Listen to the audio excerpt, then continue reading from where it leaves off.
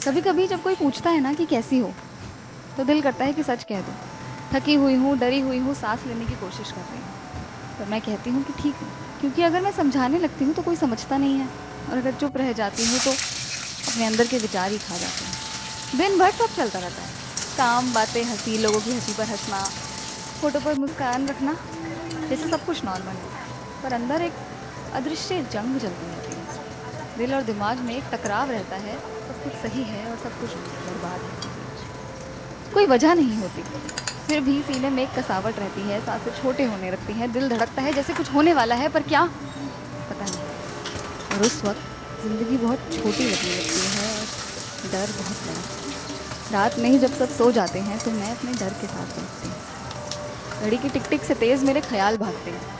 कभी कोई पिछली गलती का रिग्रेट, कभी कोई आने वाले कल की फिक्र, और कभी पता नहीं क्या, पर कुछ तो गलत है वाली बेचैनी।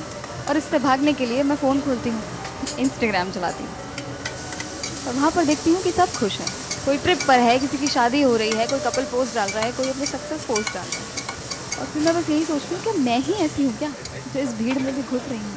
अब इस पर लोग कहते हैं कि ज़्यादा मत सोचो, ओवर थिंक मत करो, पॉजिटिव सोचो। अरे, पॉजिटिव सोचना कोई स्विच थोड़ी है कि बस फ्लिप किया और दिल में कामनेस आ गई। ये तो एंजाइटी है, जो शरीर में पिघलते हुए डर का नाम है। ये आग बाहर से नहीं दिखती, पर अंदर सब कुछ जला देती है। मैं कोशिश भी करती हूँ डीप ब्रीदिंग करने की, धीरे धीरे इनहेल और फिर एक्सहेल, पर हर सांस में यही डर सताता रहता है कि क्या मैं हमेशा ऐसी ही रह जाऊंगी। अब लोग फिर से कहते हैं कि ये ओवर थिंकिंग है, पर उन्हें ये कैसे समझाऊं कि ये ओवर थिंकिंग नहीं है, ये तो मेरा सर्वाइवल मैकेनिज्म है।